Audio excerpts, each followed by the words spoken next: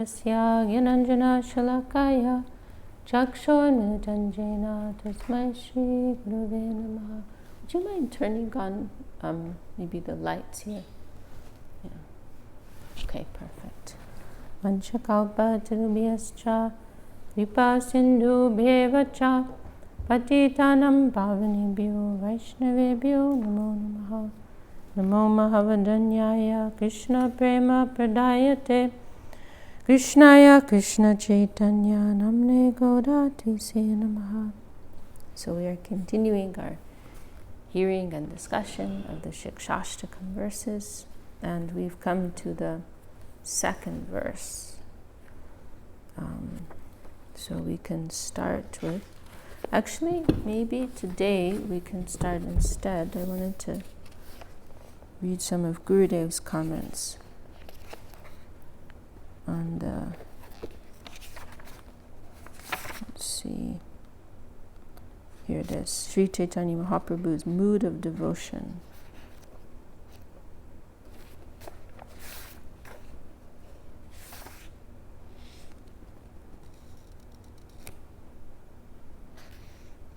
Okay, well, I'll read first Gurudev's comments on the first verse, and then we'll go into the second one. It's 288. In his Siksastakam, Mahaprabhu Sri Chaitanya Dev explains the conception and mood needed to purely chant the Lord's holy name. In his first verse, he glorified Harinam Sankirtan and explains the effects of its power. Cheto darpanam arjanam bhavamaha devagni nirvapanam sheya kairava chandrika vitaranam vidyavadu jivanam anandam buddhivardhanam pratipadam purnam ritasvadanam sarvatma snapanam padam vijayate Shri Krishna Sankirtanam. Here Mahaprabhu explains very cleanly and clearly that the first necessity for everyone is Cheto Darpana Marjanam, clearing the mirror of the mind. When we look into a dirty mirror, we cannot see our figure. But when it is cleaned, we can see ourselves clearly. When the jiva's soul is conditioned by the illusory environment, he forgets himself and his transcendental form as an eternal servitor of Lord Krishna. The dust of illusion covers the mirror of the jiva soul's mind and stops him from seeing clearly. Mahaprabhu teaches that the first step in spiritual life is to realize our true nature. When all the dust of illusion is removed through the practice of Harinam Sankirtan and the mirror of our mind is clean, we can clearly see ourselves and our proper existence. That is called Atma Sakshatkar, self-realization. When that comes to us, we will see that we are eternal jiva souls and that Krishna is always living with us.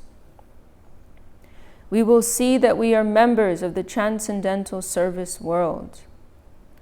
Mahaprabhu says that by chanting the holy name, we will get relief from the illusory environment. Everything will be revealed to us, and we will realize ourselves' natural property, full connection with the ocean of nectar that is the Lord's eternal service. This is a very clean conception and the gist of religious advice. Padam vijayate Shri Krishna Sankirtanam. Harinam Sankirtan is the supreme practice and will be glorious everywhere. If we can practice Harinam Sankirtan under the guidance of a real Vaishnav, it will be the best path and opportunity to reach our spiritual destiny. Through Krishna Sankirtan, we will get everything. So chant the Lord's holy names and clean your heart. Okay, now the second verse. In his second verse, Mahaprabhu said, Nam Nama Kari Bahuda Nija Sarva Shaktis Tatarpita Niyamata Smarane Nakala Etajashi Tava Kripa Bhagavan Mamapi Dordaivam Idrisham Ihajani Nanuraga. Here Mahaprabhu taught us All of the Lord's power is present in his divine name. The Lord has manifested himself for the benefit of the conditioned souls in the form of his holy name, and given the conditioned souls a connection with himself through his name. Bahuda, the Lord has so many names, and all of them are empowered. When Mahaprabhu began his Sankirtan movement with his students, he did not use the Hare Krishna Mahamantra. He first instructed his students to chant, Hari Haraya Nama Krishna, Yadavaya Namaha, Gopal Govindaram, Srimadhusudan. For primary practitioners, he taught that anyone can chant any name of the Lord if they have honor, respect, and good feelings for that name. Mahaprabhu himself used to chant many different mantrams of the Lord's names. Krishna, Krishna, Krishna, Krishna, Krishna, Krishna, He. Rama, Rama, Rama, Rama, Rama, Rama, He. Krishna Keshava, Krishna Keshava, Krishna Keshava, Rakshamam. Rama Raghava, Rama Raghava, Rama Raghava, Pahimam. The Hare Krishna Mahamantra is the supreme mantram, no doubt. It has the highest and most exclusive position and is best for the age of Kali. Mahaprabhu specially distributed the Hare Krishna Mahamantra to the world and wanted everyone to chant in that way. But he also taught that the Lord bestows his grace through all of his names, and that anyone can chant any name of the Lord and purify themselves. The Lord has so many different names. Now Gurudev quotes, Vishnur Narayana Krishno Vaikunto Vishtada Shavaha Damodado Rishikesha Keshavo Madhavasvabu Daityadi Pundarikaksha Govindo Garuda Dwaja Pitambaro Chuta Shangi Vishwakeno Janardana Upendra Indravarajash Chakrapanish Chatur Bujaha Padmanabho Madhuripur Vasudevas Trivikrama Devaki Nandana Shodhi Shripati Purushottama Vanamali Bali Dvamshi Kamsaratir Adhokshajaha. So these are all names of the Lord. This is one verse here quoted. Mahaprabhu taught that the Lord has manifested unlimited different names of himself in this world and has empowered all of them with the power to rescue the conditioned souls. He explains that the Lord and his holy names are non-different, and that if anyone chants them without offense, they will be liberated. Niyamata smarane na kala. Mahaprabhu did not give any restrictions regarding the time and place of chanting the Lord's holy name. His only rule was that we must remember and chant the holy name at all times. So on the Lord's side, he is given everything. He's given not just one or two, but unlimited names. You know, according to your attraction, you can chant any one of these names. You know. And he has invested his divine potency in each of these names. So you chant these names with the proper mood, and you will be enlightened. You'll be purified and enlightened by that. And on top of that, niyamata smarane nakala means there are no, niyam is referring to rules and regulations, and kala, time. So often with Vedic mantras, or with Vedic mantras actually, there were like stipulations, right? You chant them at this time of day, you have to be freshly bathed, facing this direction, etc. And chant, and only Brahmins have access to them. There are all of these, stipulations and, regulations, obstacles surrounding the chanting of these mantras. But in his names, the Lord has, those have all been forgotten. There's no consideration of such things. So on his side, the Lord has given, he's made it extremely easy, let's say. However, what's the caveat here? Then Mahaprabhu prayed, Etajashi tava kripa bhagavan mamapi durdaivam idrisham ihajani nanaraga. O Lord, you have bestowed your great mercy by appearing in this material world in the form of your holy names, but I am very unfortunate. I still do not feel eagerness to chant your holy names. I don't have any desire. You've given me the way for free, but I don't feel that necessity. I don't feel that desire within my heart. That anurag, that attachment, I don't feel that. This is my durdaiva, this is my misfortune that I feel like this. Mahaprabhu had full attachment and attraction to Krishna and his holy name. Mahaprabhu felt the full association of Krishna through his holy name. So why does Mahaprabhu express that he does not have any attraction to Krishna? Because he was so deeply connected with Krishna through his holy name that he felt ever-increasing hankering for Krishna. He felt he needed more and more attachment to Krishna's holy name. In divine ecstasy, Mahaprabhu felt unsatisfied with the Lord's revelation and his own position. He considered himself unfortunate because he did not have a deeper connection with Krishna's holy name.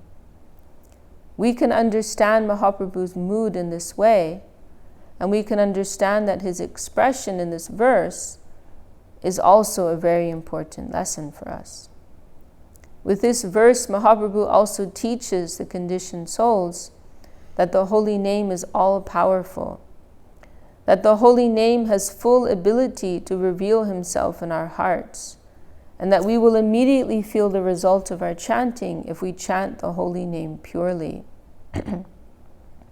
Therefore, if we are not experiencing such revelation, if we are not feeling joyful progress in our hearts and minds, if our faith is not becoming firm, if everything is not being fulfilled through our devotional mood, and if we are not getting the association of the Lord through his divine name, then we must consider that our durdaiva, our great misfortune. So Mahaprabhu's expressing, he's making this very humble expression, and how can we understand this? On the one hand, Gurudev's explaining, it is the nature of one who is approaching the infinite in a genuine way that they feel like they're not getting anywhere, because they're connecting with something so vast and so high that correspondingly they feel small. So therefore, persons who have that arrogance, like, oh yes, I know all of this, I have all of this, then you can understand they're not really in touch with it. Because if you're really in touch with it, then the horizon is always extending. This infinite ocean of truth, it's always expanding. So you never feel like you've reached the end. So this is on the one hand, it's demonstration of the fact that Mahaprabhu is deeply connected to this divine substance, that he's, it's also like they're never satisfied. The taste, the hunger, the appetite is so great that it's never enough. Like we were hearing yesterday, the verse of Rupa Goswami, like one tongue is not enough, to taste the sweetness here. 2 ears are not enough to hear this sweetness. So that is one point. And then on the other hand, Mahaprabhu, he's teaching us, he's showing us what is the proper mood, and also explaining why we're not experiencing everything that's described in the first verse, right? In the first verse, we hear all these wonderful things that happen when you chant the name, and then we could look at ourselves, well, hang on, that's not happening to me. Like, how do you explain that one? So then Mahaprabhu's explaining that in the second verse, because we are not chanting properly, we're not chanting with the real mood, we don't have real attachment to the name. And now Gurudev is going to elaborate upon this further. Srila Bhaktivinoda Thakur explains that Durdaiva means aparad, offensive mentality. He explains that Mahaprabhu's teaching for the conditioned souls in his second verse of the Siksastakam is that the Lord's all-powerful holy name will not reveal himself in our hearts if we have an offensive mood. Srila Bhaktivinoda Thakur gave this explanation of Mahaprabhu's expression with this verse from Srimad Bhagavatam. So this line of Mahaprabhu, Durdaivam mijisham mihajununanu, it is my misfortune, my Durdaiva, that I don't have this anurag attachment. And then Gurudev saying, Bhakti Vinod gave an explanation. This Durdaiva, this misfortune, is referring to aparad, to our offensive mentality. And now he's citing this verse from Bhagavatam. Tad ashmasadam hridayam batidam yad griyamaner harinama jayai na rikriyetata yadavikado nitya jalam gatra viheshu harshaha. Srila Bhaktivinoda Thakur put great emphasis on this verse. His explanation was, one who hears the glories of the Lord's holy name and chants the Lord's holy name, but does not develop love and affection for the holy name, is a great offender with a stone-like heart. There must be something offensive in their heart. Otherwise, they would automatically feel love for Krishna and chant his holy name purely. There's one, Srila Sridhar Maharaj, he quoted this one, maybe it's Shakespeare or some English writer, poet, and he said, someone whose heart doesn't melt upon hearing sweet poetry, they could become a murderer, like something like that. Like there's something wrong with you, you know, like if you hear something so sweet, you know, and it doesn't touch you, you know, then there's something wrong, you know, that this should be striking you, you know. So in the same way, the holy name is so sweet, so attractive, so beautiful, so capturing by nature. And if we're not feeling that when we're chanting it, there's something wrong. We're in an abnormal condition. You know? There's this one, you know, like you could also use the example, like if somebody is numb, like they're what do you say, like their muscles are numb or whatever, and you could be like slapping them and they're not feeling it. Like then you know there's something wrong there. Like you should be feeling this. You know, why aren't you feeling this? You know? There's this one talk of Srila Sridhar Maharaj where somebody asked him, like, why do we put so much emphasis on the name of Krishna? Like Krishna has many names, right? Like we've just been mentioning. So why is Krishna the chosen one? You know? And then Srila Sridhar Maharaj, she was explaining something about, because the meaning of Krishna is referring to his attraction, right? How attractive he is. And Srila Sridhar Maharaj was saying something about how like the whole of existence is moving on the basis of attraction, you know, and how like the cosmos, like the universe, the planets, they're all, you know, moving. Like, even if you just consider from a scientific way, like the power of attraction. You know, if you study how the planets are moving and revolving, like it's to do with attraction, right? So he was explaining something about that, and then he said, and then he like started to speak more personally, and he said, when I chant, and this is rare, we can also add, like Gurudev and Srila Sridhar Maharaj, they don't often like reveal their inner, like the degree of their inner attachment, right? Or inner relationship with the higher world. But sometimes they let something, you know, they give us a glimpse into their inner world. And so then Srila Sridhar Maharaj said, when I chant the name of Krishna, I feel that every nerve is attracted. That's what he said. And I feel every nerve in my body is attracted by that name. Wow.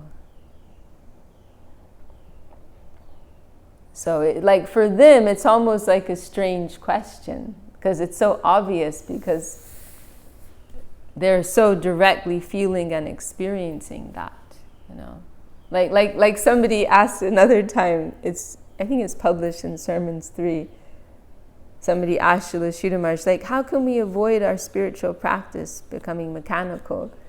And Srila Sridhar Maharaj said, well, actually it's the other way around. Like our material activity should be mechanical. Like our worldly duties and obligations, like those are the things that should be mechanical. Like we just have to carry them out for our duty. But the real taste is here, like in the cultivation of Krishna consciousness. It's like, you just didn't identify with the question. Like, the problem is the other side, you know.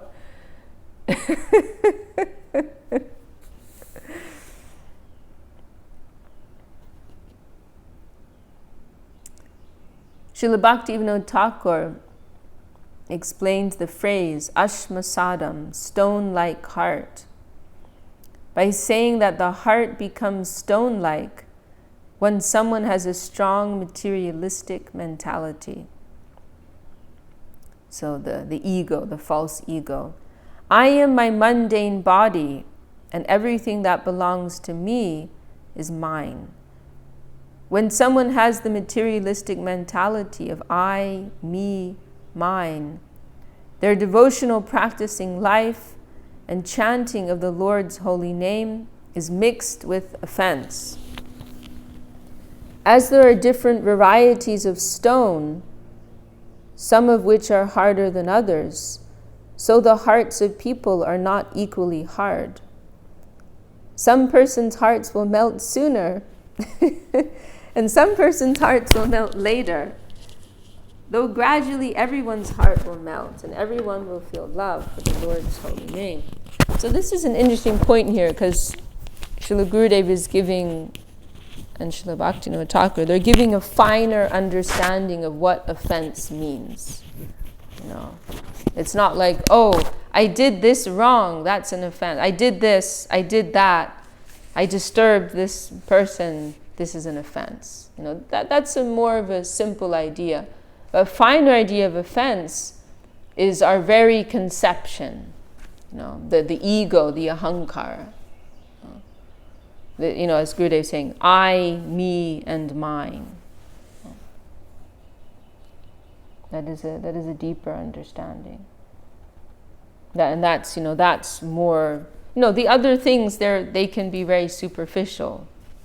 You know, you did something wrong in the offering or whatever. You were a little, you know, you disturbed somebody. What I'm trying to say is that like the inner mentality that we hold and that we're cultivating, that's more important.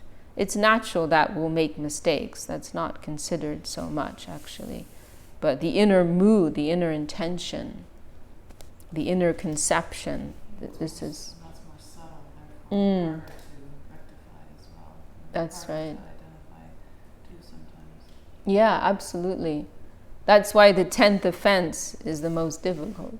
The 10th offense of the holy name is that your heart's not melting in love when you chant the holy name.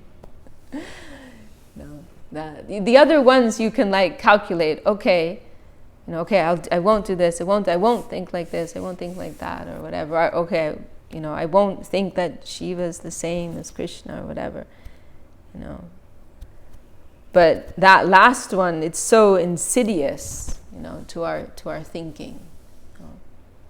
To maintain material attachment, you know, and that we are not melting in love for the name.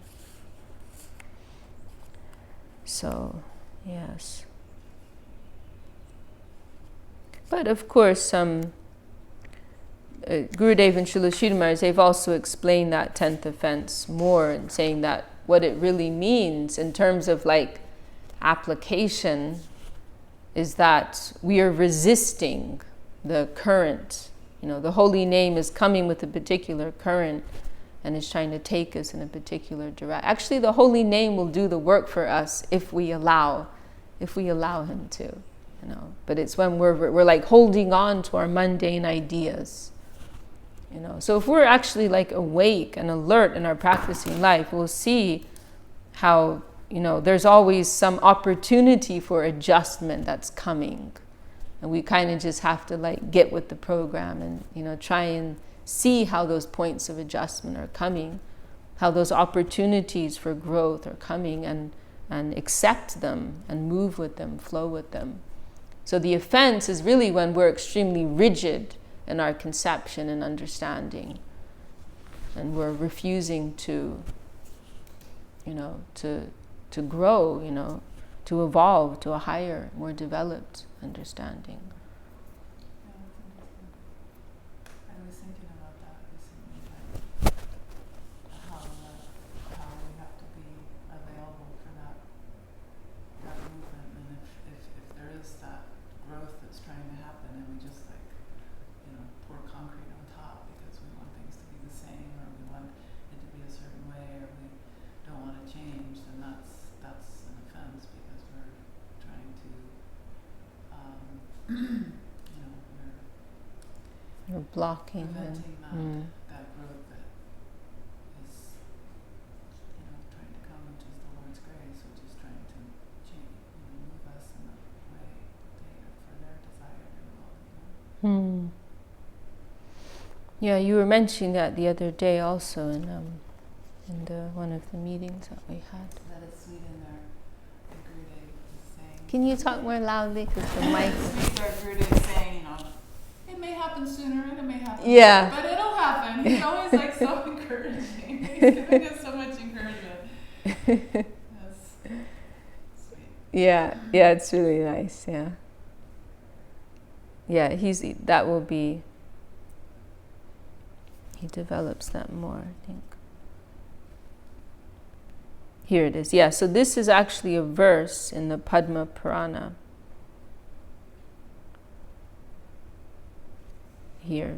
Namaikam yasya vachi smarana pattagatam shotamulam gatam va shudamba shudavarnam vyavahita rahitam tada yat yeva satyam tatche deha dravina janata loba pashanda madhye nikshiptam syanna phala janakam shigram evatra vipra. It is certainly true that the holy name delivers anyone who once offenselessly calls, remembers, or hears him, regardless of whether they pronounce the name correctly or incorrectly, in separated parts or as a single word. If, however, the name is used for the body, wealth, prestige, greed, or evil, he does not produce any spiritual results quickly. In parentheses, though he does eventually. So the verse, it's funny, this verse. It says it in this kind of indirect way. You know, that if somebody chants impurely, the results won't come quickly. But the implication is that they will come eventually. Because the name has such purifying power.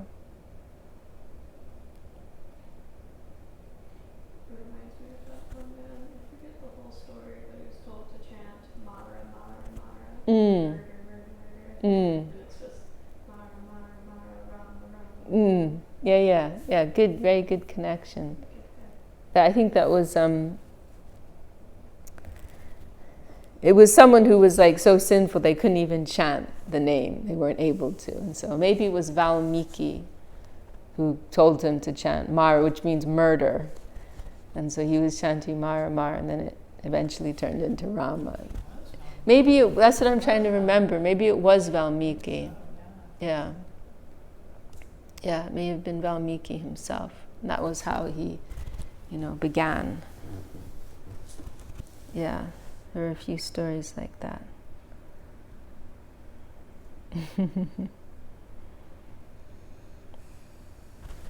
The scriptures explain, if anyone once hears, chants, or remembers the Lord's divine name without any offense, they will be delivered from material existence immediately. If someone maintains their material connections and pursues mundane ends while they chant the Lord's holy name, then the result of their chanting does not bear fruit quickly. It gradually comes to them. This verse gives us necessary consciousness about our practicing life by showing us that our offensive mentality is our only obstacle in our chanting of the holy name, and that until we can avoid all offenses, we will not get the proper result of chanting the holy name. No one should be hopeless after hearing this caution. In this verse, it is indirectly expressed that even if we chant with offenses, we will eventually get a good result from our chanting. Namaparada yuktanam namanya eva harantyagam. So this is a famous line from Padma Purana also. And this Gurudev would quote many times. If we are chanting Namaparad, chanting the holy name with offense, we should never stop our chanting, because the holy name himself will remove our offenses by his divine influence. So we should never be discouraged. Oh, what's the point, of chanting? Like like Janardhan Maharaj has that joke, better 4 rounds of Namaparad than 16 rounds of Namaparad. But it's a joke. That has to be understood. Did you get that? No, I heard Gurudev even mention how Janardhan Maharaj had joked about it. I don't know, I'm not sure. Maybe it came from Gurudev first. Anyway, the joke is, if we're not really chanting, we're just chanting. Aparad is offense, right? So Namaparad means offensive chanting. So he's saying, better to only chant, because there's this debate, right? Sometimes persons from other institutions criticize us because there's some more freedom, to chant just 4 rounds. Whereas like in ISKCON, for example, they emphasize 16 rounds a lot. So sometimes they criticize us, like, oh, not everybody in your mission chants 16 rounds. So his joke was that, well, at least we're only chanting 4, it's better to chant only 4 rounds of, offensive chanting than 16 rounds.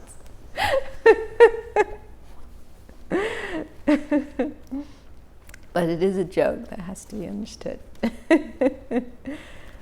Because, through that, okay, we can't chant the real name, but the name is seeing our effort. The name is seeing our mood of trying, and the name will be merciful upon us. He's watching us struggling, and he has a heart, and he will naturally be moved to help us.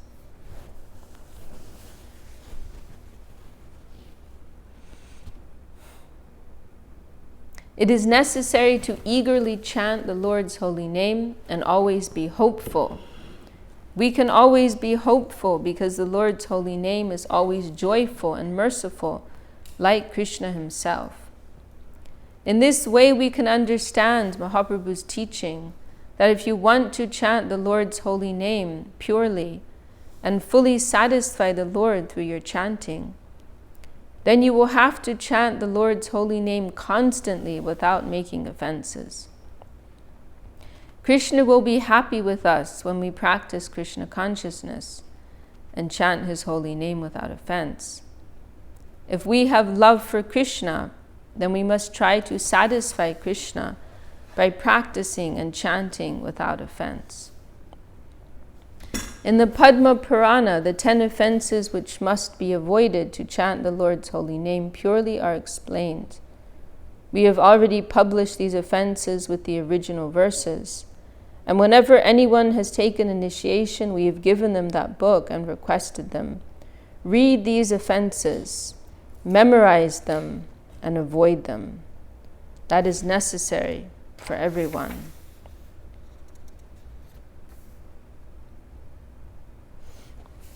So So that's the end of Gurudev's discussion of the second verse.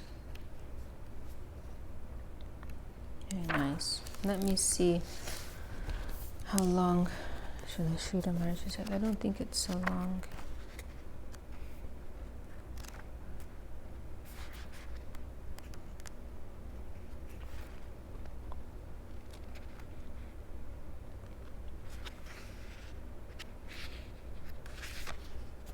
I'll read a little bit from here.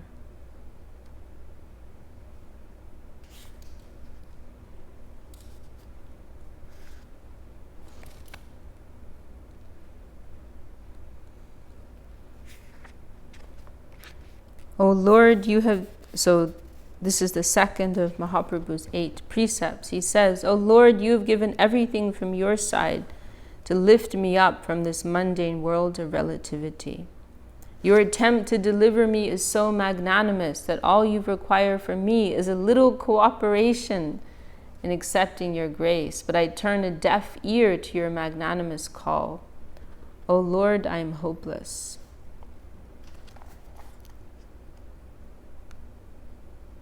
Although one may, I'm just reading some excerpts from here. Although one may feel that he does not have the minimum required deposit to receive the grant, still is not a hopeless case. The very nature of this realization takes him to the conception of humility. So this is a very nice point here, because humility is the first quality that is required, in our spiritual progress. We won't be able to go anywhere if we don't first have humility, because humility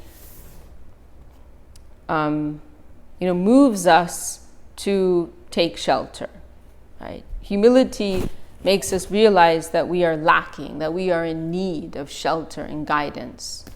So without humility, we can't take that first step of seeking shelter and seeking guidance, seeking connection. So that has to be the first thing. So the realization that we don't have a real taste for the name, that brings us to the feeling of humility, which actually begins to make us qualified to chant the holy name. So this is an interesting point. When one begins to practice devotion towards the infinite Lord, he cannot but feel that in relation to the infinite, there is nothing of value in himself. He thinks, I have nothing to give in return. Even the minimum requirement for the Lord's grace is absent in me. That takes him to the conception that I have no qualification. I am completely empty. A devotee feels within his heart that he is not only unfit, but too despicable for the Lord's service. Krishnadas Kaviraj Goswami says, I am lower than a worm in stool and more sinful than Jagai and Madai. We should not be discouraged when we think we have not even the least bit of merit which is required for the service of the holy name of Krishna. For this kind of consciousness is natural for a devotee. At the same time, we must guard ourselves from an insincere conception of our own devotion. To think, I do not have the least liking or taste for the Lord is all right. But to think, I have some taste, some earnestness, some devotion for the Lord is dangerous. If we are going to have a connection with the infinite, we must be fully empty. Our self-abnegation must be complete. Worldly attainment is a negative thing, and we must withdraw from it completely. We should think, I am nothing. I have no qualifications for being accepted or used in the service of the Lord. I am completely unfit. We must completely withdraw from the egoistic world and allow ourselves to be captured by Yoga Maya, the Lord's internal energy. A slave has no position. The whole position is with the master. Everything is his. Realizing this is our real qualification. As soon as we assert that we have some qualifications, our difficulties begin. So Sri Chaitanya Mahaprabhu himself says, I don't find a trace of love of Krishna within my heart.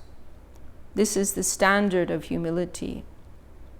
And that feeling must be sincere. It must not be an imitation. We must be careful. We must not venture to imitate the highest devotees. To genuinely feel, to conceive that we possess nothing and that everything is His. That is the only qualification for chanting the holy name of Krishna. So then that brings us on to the third verse, humbler than a blade of grass.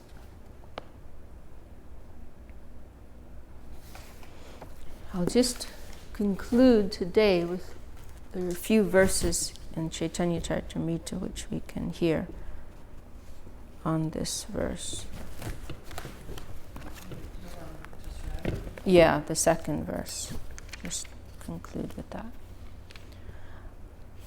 Jai Shri Chaitanya Charitamrita. Anek loke vansha anek prakar, nipate korilo anek name prachar. Because people vary in their desires, you have distributed various holy names by your mercy. Kaite shuite yata tata namaloe, kalo desha niyam nahi sarva siddha hoy. Regardless of time or place, one who chants the holy name, even while eating or sleeping, attains all perfection. Sarva Shakti name dila koriya vibhag, amar daiva name nahi anurag. You have invested your full potencies in each individual holy name, but I am so unfortunate that I have no attachment for chanting your holy names. Ye rupe loilo nam prem upajai, taha lakan shuno saru brahmarai. Sri Chaitanya Mahaprabhu continued, O Swarup Damodar Goswami and Ramananda Rai, hear from me the symptoms of how one should chant the Hare Krishna Mahamantra to awaken very easily one's dormant love for Krishna. Trinadapi sunichaina droriva sahishnuna amanina manadena kirtaniya sadahari. One who thinks himself lower than the grass, who is more tolerant than a tree, and who does not expect personal honor, but is always prepared to give all respect to others, can very easily always chant the holy name of the Lord. Okay, so we can pick up with that tomorrow. The third verse, Siksastakam. Any last comments? Who wants to chant? Hari Haraya Nama Krishna. Hari Haraya Nama Krishna Yadavaya Nama.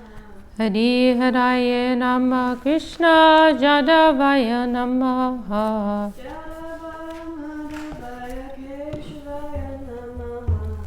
Jadavaya Madhavaya Keshavaya Namaha.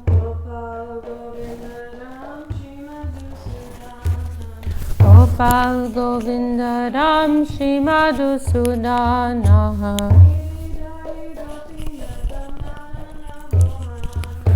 Hari Hari Gopinata Madana Mohana.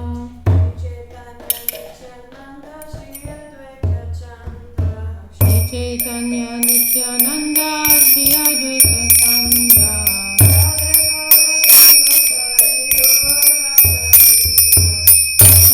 Hara Shiva Sadi Gaur Bhakta Vrinda.